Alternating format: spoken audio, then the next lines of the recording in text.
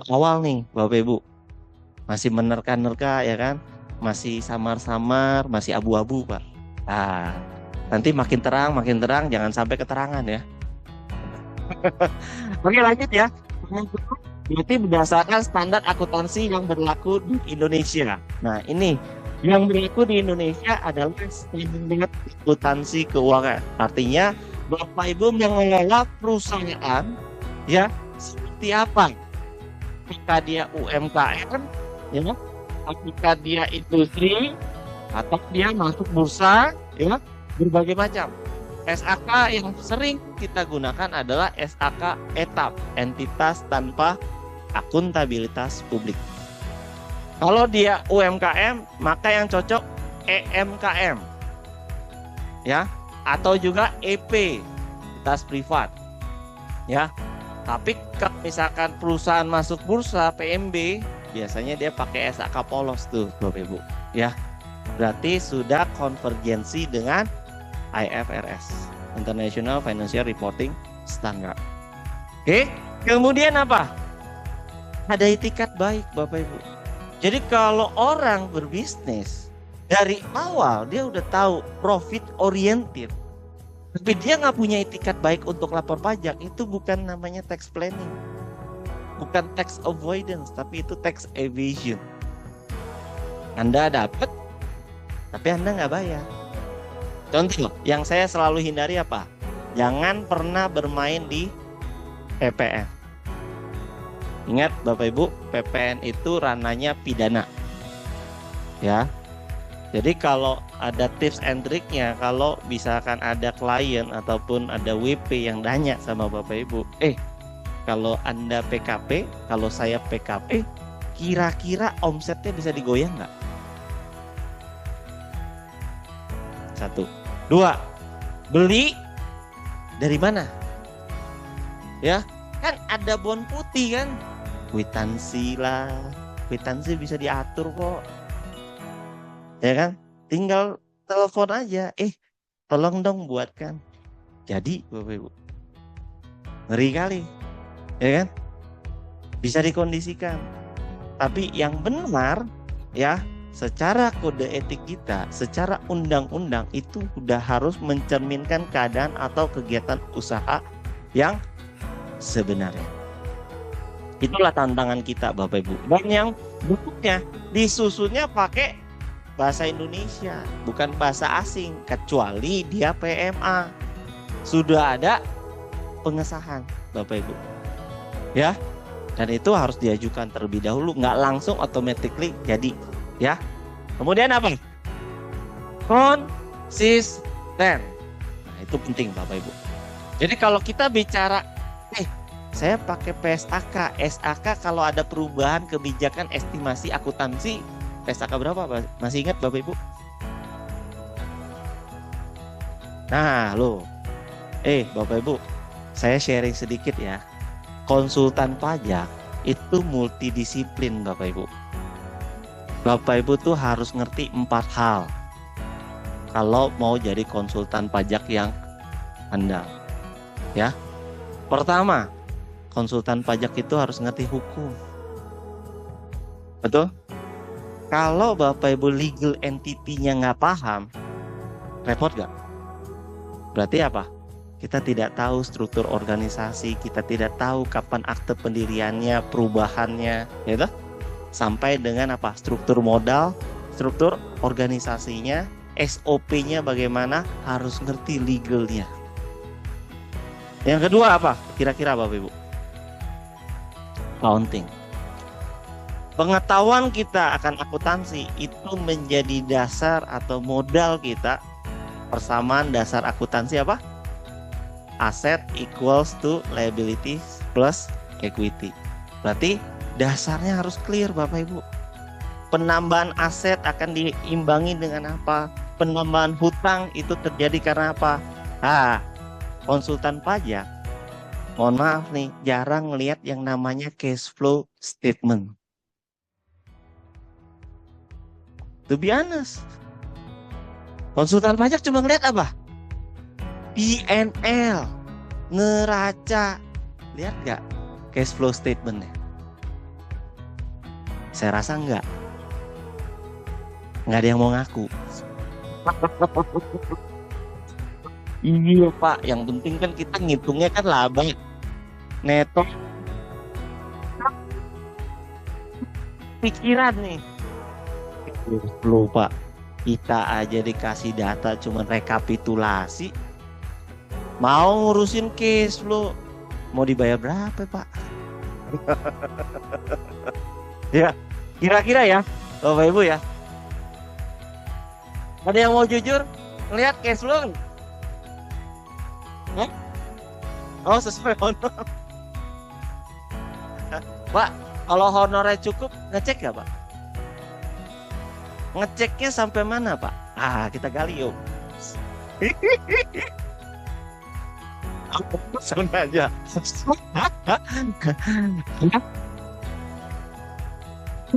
Jadi ini nih Bapak Ibu yang melihat ketika nyusun SPT PPH badan.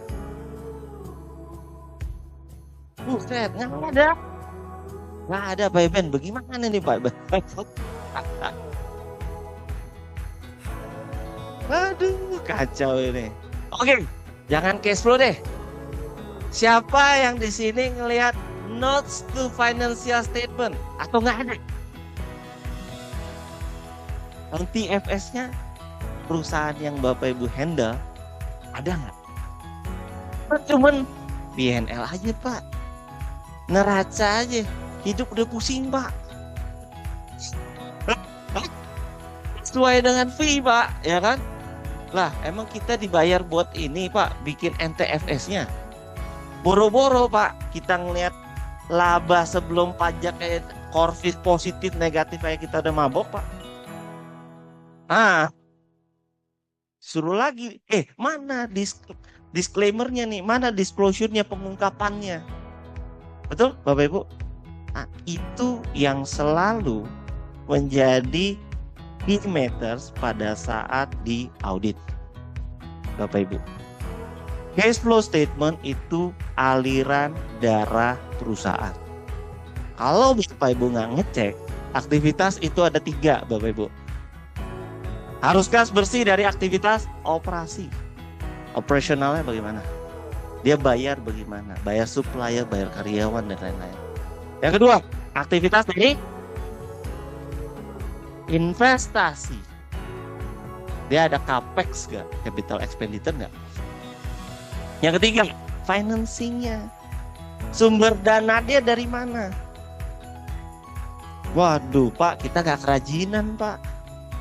Kita dapat rekapitulasi aja langsung kita olah. Yang penting SPT masa dapat SPT tahunan, ya udah dibayar sesuai paket Pak. Nah, paket mana yang Anda pilih? Ya, paket hemat, murah meriah. Ya kalau murah mau meriah, ya kan? Nah, tapi itulah normal Bapak Ibu. Namanya orang mau bayar, berarti apa? Dia punya sebuah ekspektasi. Nah, value added apa yang nanti Bapak Ibu lakukan? Value creation apa? Nilai tambah apa yang menjadi advantage ketika Bapak Ibu menawarkan kepada klien? Ini loh saya. Contoh, saya ngobrol nih sama Pak Eben. Kita mau main di segmen market yang mana? Betul gak? Anda mau mainnya di segmen low, middle, atau high? Nah, mau dong naik kelas? Ya nggak Bapak Ibu? UMKM aja mau naik kelas, masa kita nggak mau naik kelas Bapak Ibu? Yang penting adalah bagaimana Bapak Ibu bisa meracik nih konsep di sini dan itu menjadi sebuah nilai tambah. Soalnya kalau konsultan nggak diajarin bagaimana cara ngejualnya. Pernahkah Bapak Ibu diajarin cara menjual? Saya taunya waktu kursus doang Pak. Apa? Pokoknya teorinya begini, nanti kalau ketemu soal kayak gini lu jawabnya begini. Lu pasti lulus tuh. Tapi kalau udah lulus, pernah diajarin, nanti lu jualnya begini nih, raciknya begini nih.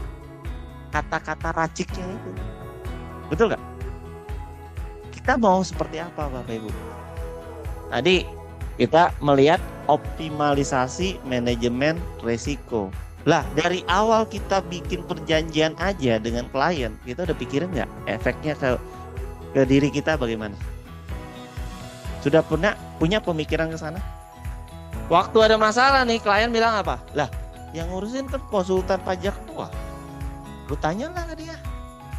Kan gua bayar dia. Ini bahasa sehari-harinya loh. Salah apa? Lah, lu settingnya bagaimana? Nah, setting. Bagaimana ceritanya? Orang kita dapat data, terus kita olah kan? Terus dia bilang apa? Ya kan? Nah. Bagaimana Bapak Ibu? Pernah ngalamin hal kayak gitu? Oh, nggak ada yang mau ngaku ini. Ini pengalamannya dipendem terus nih Pak Ibu. Itu yang terjadi Bapak Ibu. Konsultan pajak dibilang apa? Lah, kan gue bayar lu. Dipikirin dong mana yang paling baik buat usaha gue saat ini. Ya, jadi mohon maaf ya Bapak Ibu kalau saya ngomongnya langsung praktek aja Bapak Ibu. Ya, kalau teori Bapak Ibu bisa dapetin.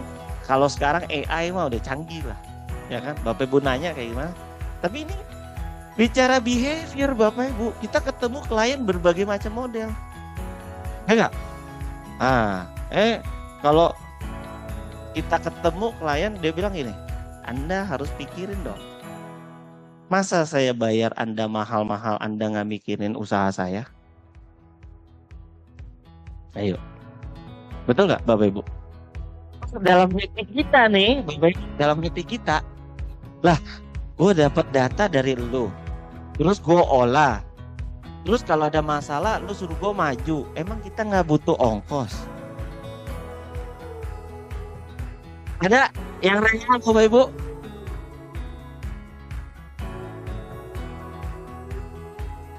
Kan sudah bagian dari retainernya Pak. Kan bulanannya sama kita. Ya kan?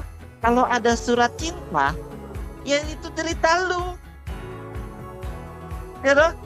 Lalu tanggapin kan? Surat cintanya bagaimana kan?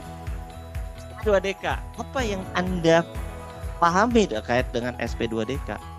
Surat permintaan data dan atau keterangan. Apa yang diminta Bapak Ibu? Sesuatu yang apa? Yang ditanya. Jadi kalau ditanyanya apa, jawabnya sesuai konteks pertanyaan. Kita ketemu WP nih. WP paling takut apa? Ditanya A, melebar ke B, ke C, dan seterusnya. Makanya ya Pak Eben, dan teman-teman di sini ya, Bapak Ibu ya, kehadiran kita itu dibutuhkan untuk apa? Memitigasi resiko. Kehadiran kita ya, untuk apa? Untuk menjadi sebuah nilai tambah. Jangan sampai nanti Bapak Ibu udah belajar nih capek-capek nih ujian capek-capek gitu ya. Mohon maaf. Kita jadi cuman jadi apa? Tukang negosiasi. Bener loh. Jadinya apa? Bisa nggak dinego? Aku nggak mau kayak begitu Bapak Ibu. Aku punya prinsip ya. Kita berbisnis itu harus benar. Sekalipun nanti pada saat di lapangan kita ketemu hal-hal perintilan kayak begitu. Ya. Hati kita bagaimana? Ya. Kalau Bapak Ibu melandasi bisnis Bapak Ibu dengan hal yang benar, maka berkat itu akan ngalir kok. Percaya nggak? Ada yang nggak setuju? Kalau kita benar, berkat itu ngalir kok. Betul? Oh, kayaknya diam semua, ini alim semua nih Pak. Nggak ada yang mau ngaku. Ya ujungnya apa nih? Bapak Ibu, Cuma posisinya kita itu bukan di tengah-tengah. Ini WP, ini kita, ini Fiskus. Nah, saya selalu bilang, saya bukan di tengah-tengah, tapi saya di sampingnya klien. Beda nggak Bapak Ibu? Di tengah sama di samping. Beda Bapak Ibu. Itu yang kita bangun Bapak Ibu. Sehingga Bapak Ibu sebagai konsultan pajak dihargai. Kehadiran Bapak Ibu penting buat mereka. Kalau Bapak Ibu kehadirannya di tengah-tengah nih, dia bilang apa? Ah, nanti ujung-ujungnya lu nego juga. Konsultan pajak ketemu sama Fiskusnya. Bro, gimana ini WP?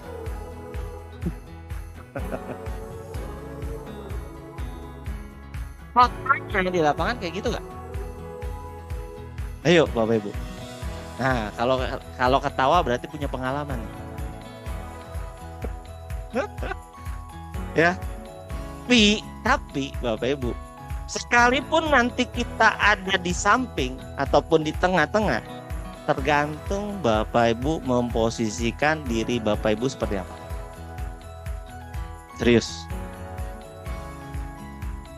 Saya ada satu momen Bapak Ibu SP2 ya. Saya cuma bilang gini, Pak, manajemennya kebetulan perusahaan keluarga Bapak Ibu.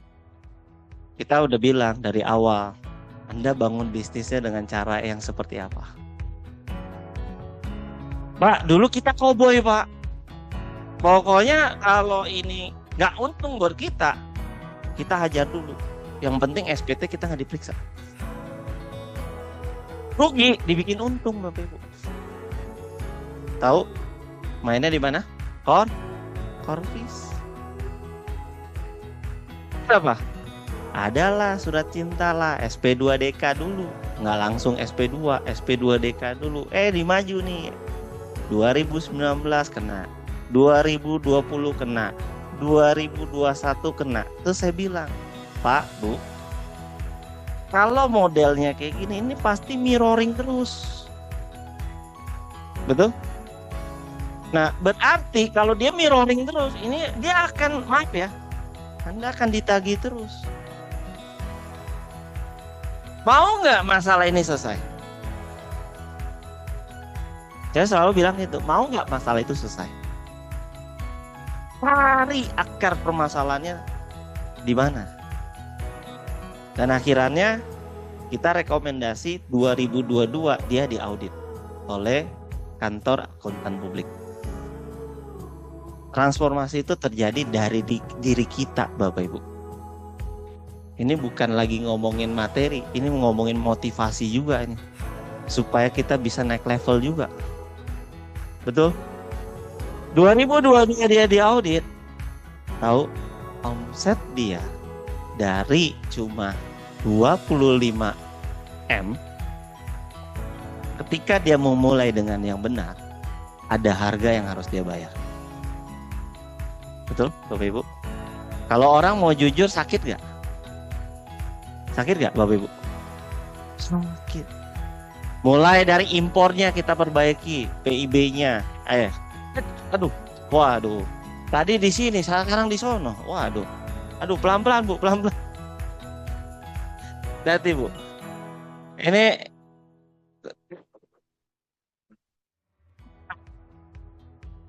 terlalu semangat ini. Bu, mau ngaku dosa ya? Intermezzo ya Bapak Ibu. Jadi 2022 dia audit Pak Iben. Posisinya dari 25 M ya Bapak Ibu. Dia harus bayar ya di tahun 2022. Kalau 25 M bersih-bersihnya ya kira-kira dia bayar ya bangsa 80 sampai 150 juta lah kurang bayarnya. Ya kan? Kenapa? Karena biaya dia gede, manufacture. Kemudian ketika dia mau benar, Bapak Ibu, posisi dari 25 M meleset tahu berapa? dia naik 3 kali lipat Bapak Ibu. Omsetnya naik 3 kali lipat. Kita benahin nih ya, yang namanya apa? Pembukuan ya. Kita benahi pembukuannya. Kita kasih clue. Walaupun kita cuma konsultan pajak Bapak Ibu, tapi kita package-nya adalah business advisory. Itu yang menjadi sebuah nilai tambah buat Bapak Ibu. Business advisory berarti Bapak Ibu bukan hanya ngomongin pajak, tapi bisnisnya Bapak Ibu. Nah, ini penting. Berarti Anda perbaiki nih penyusutannya dan lain-lain, itu kita cek. Kemudian skandalnya, ada nggak kewajiban yang harus Anda bayar? Ternyata ada hutang piutang pemegang saham. Ayo. Terus pastinya. Saya bilang, kalau Anda mau meminimalisasi potensi kurang bayar, pada saat Anda beli, pastikan pembeliannya itu semua yang bisa dikreditkan. Berarti apa? Beli dengan PKP. Ya, ada faktur pajaknya. Kemudian apa? Biaya-biayanya kita set up Bapak Ibu. Cowoknya kita set up tuh. Dari dia pakai Excel sampai hari ini Bapak Ibu, ya, dia pakai ERP system, Enterprise Resource Planning, ya. Nah, modul-modulnya udah tinggi Bapak Ibu. Dari tim accountingnya cuma 2 orang, sekarang jadi 7 orang. Ya, 2 orang jadi 7 orang, keren nggak Bapak Ibu? Omsetnya hari ini itu hampir kurang lebih 150 M. Mulainya dengan hal yang benar. Pertanyaannya, posisi kita bagaimana? Ya, itu kan cerita Bapak. Cerita saya kan beda, Pak. Bapak kan di sono, saya di sini, Pak. Ya bukan masalah kita jauh ataupun dekat. Itu kan masalahnya kan diri kita. Betul nggak?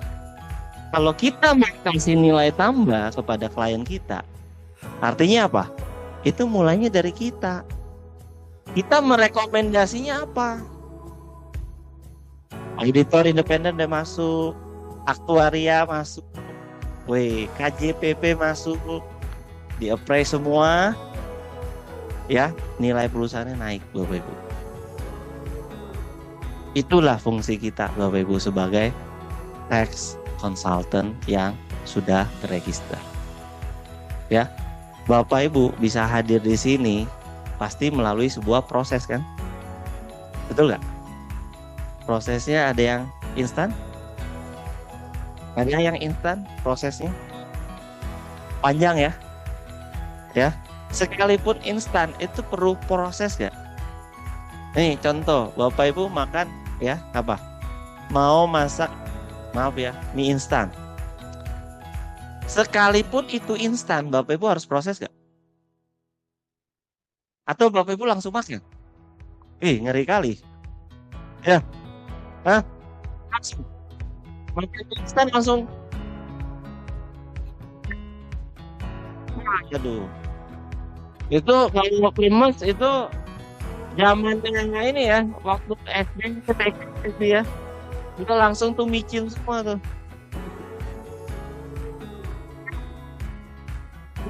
Ini nih ketentuannya ini. Yes. Ini.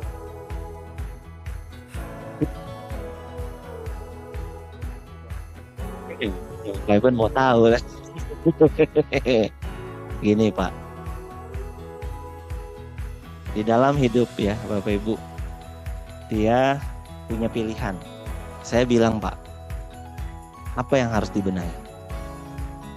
Ya, kalau Bapak Ibu mau memulai sesuatu, kira-kira nih, kalau Bapak Ibu, saya kasih analoginya gini, Bapak Ibu mau nanam jagung, pasti harus punya benihnya dulu dong. Tuh, Bapak Ibu taruh jagung, yang numbuh jagung. Bapak Ibu taruhnya apel, yang numbuh apel. Bapak Ibu nanam jeruk, yang numbuh jeruk.